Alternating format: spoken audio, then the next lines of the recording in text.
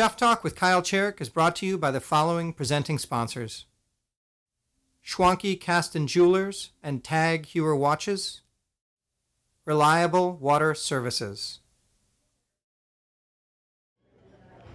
As we near the close of 2012 and move into 2013, we thought for the last episode of Chef Talk we'd send you some choice cuts, kind of a best of list. When we film each episode, they only end up being 7 or 8 minutes long, but we've actually talked and chewed the fat and drank drinks with the chefs for over an hour, sometimes an hour and a half. And not everything, obviously, can make it into each episode. A lot ends up on the cutting room floor. So we thought we'd pull some of those pieces back in and give you a few moments that were worth keeping. Looking ahead to 2013, we've got some great interviews. We've got Justin Abrahamian of Sanford, who's been a James Beard nominee and Rising Star nominee. We've got Jen Kelly from Meritage, also a James Beard finalist. We've got the two chefs at Lake Park Bistro, Todd Moore and Zach Baker. We've got Will Borgstrom from the Lowlands Groups, and we've got a few surprises. Thanks for spending the year with us. Here's some good stuff coming to you, and happy 2012. Nice. Speaking of chopping cadavers, what do you think of the Milwaukee dining scene outside of you guys?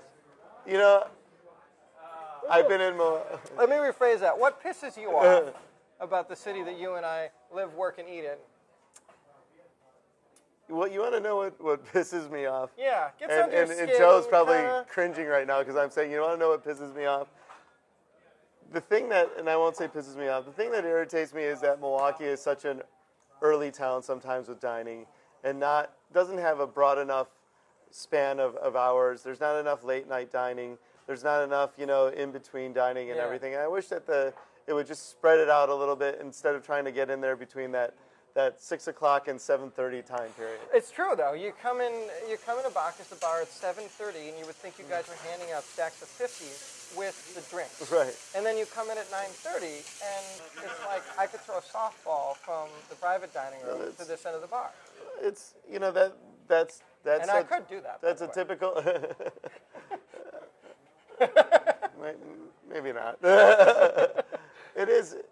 It's just it's Milwaukee, and that's the smaller Midwestern town feel that is here, and it's changing. I've been here for 12 years now. In 12 years, I have seen this city grow tremendously as far as its culinary scene. Exponentially. There are many great restaurants here now. And I'm not just talking within our restaurant group. There's so many more restaurants here than there was 12 years ago, and it's exciting to see it continue to grow. Yeah. We're getting there. We're putting on the fancy Harley jacket, and we're going out and we're having a good time. No, it's a great thing. We are just as sophisticated as anywhere, and we're just a little bit more down to earth, I think, here in the city. Self-possessed. Yeah. And I think sometimes a little bit too laid back, and we gotta let loose once in a while. What's your answer to Bourdain? I know what I said to Bourdain. What would you say when he says, "Why is Milwaukee cooking so much further ahead of the country than I would expect it to?" Because we have the best of than anything else in the country. Everything that we have, we're the top of. Dairy steak, cheese steak, beef, pork. We rock it. Poultry. Totally. Second in produce in the United States. Yep. Potatoes. Yep. Wheats, soybeans, anything that you can think of the rich that everybody imports and all this kind of stuff, we have it. We're between 1 and 3 of the top in the United States, if not the world, depending on the product. Producer of it.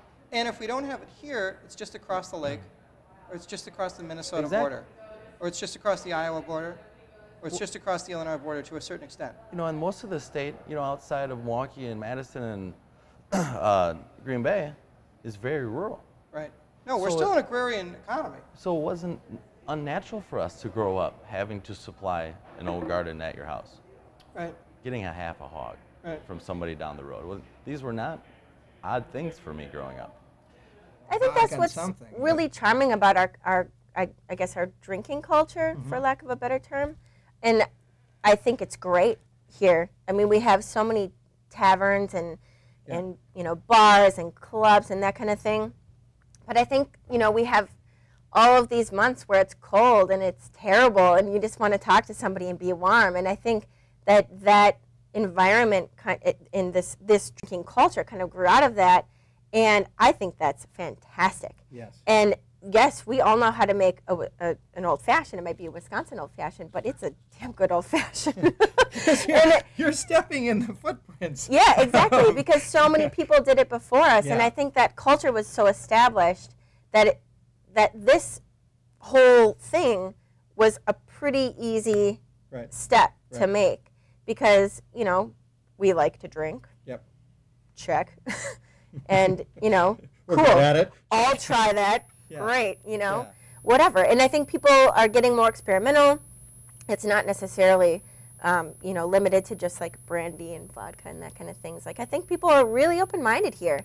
And I think that only benefits what, you know, myself and so many other amazing people are trying to do, and, you know, push boundaries and try new products and just get more flavors and textures and everything out there. And I think that's great. I don't know. Tell me something that failed, because you guys have been doing this for about a year. Guinness ice cream was probably one of our biggest failures that we felt like so good about because of the liquid nitrogen ice cream machine. Here's to that. I'm determined to make it right, but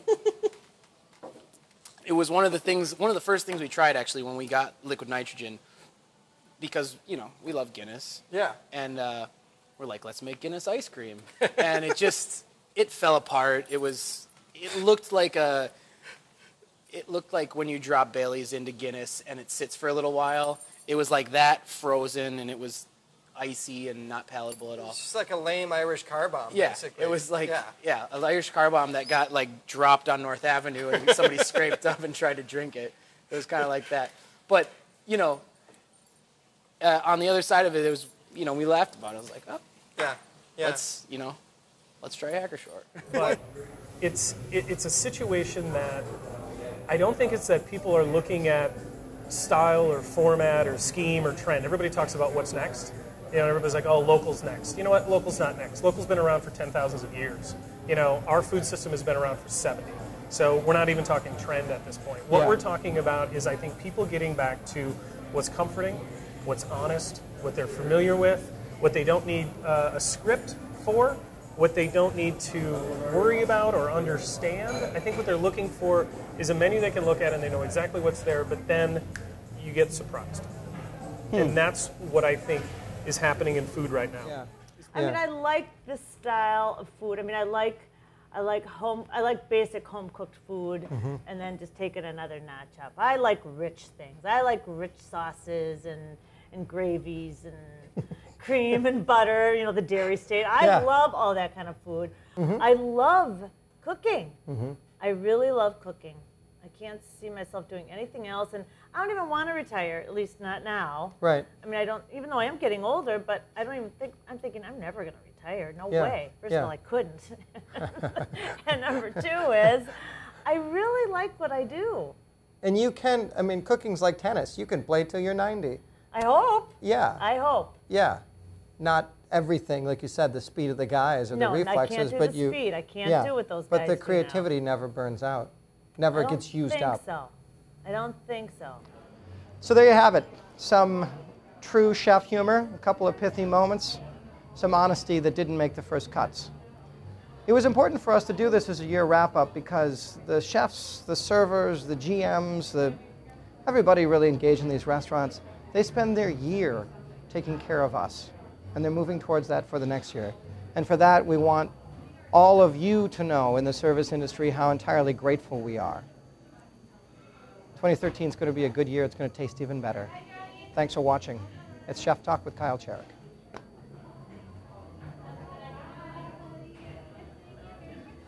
Edition. She's had cocktail recipes that were hosted on NPR Host. Fuck. For this segment of Chef Talk, do you want more? Should I do more energy, do you think? A little bit more? Yeah.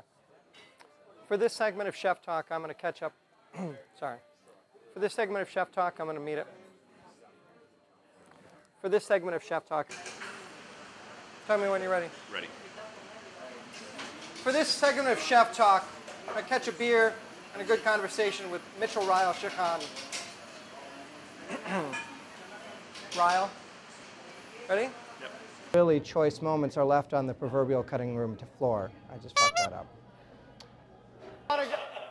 want to get political here, but have you seen the bumper sticker that with Walker's picture on it? It's like, does this ass make my car look big? It's pretty good.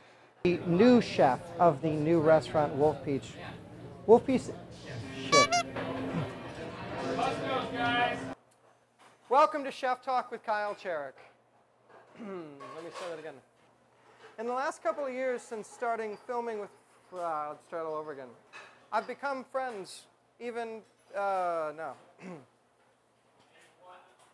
Peach is the second iteration of what was, For this segment of Chef Talk, I sit down at the bar of the Iron Horse Hotel with Chef Scott Pampu, who is basically the new guy. Bad news bears. He grabbed the reins after Paul Zirkle.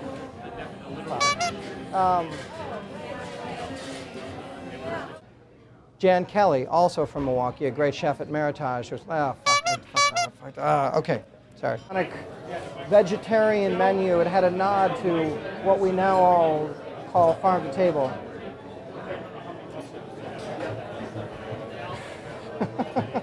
Okay, I got this.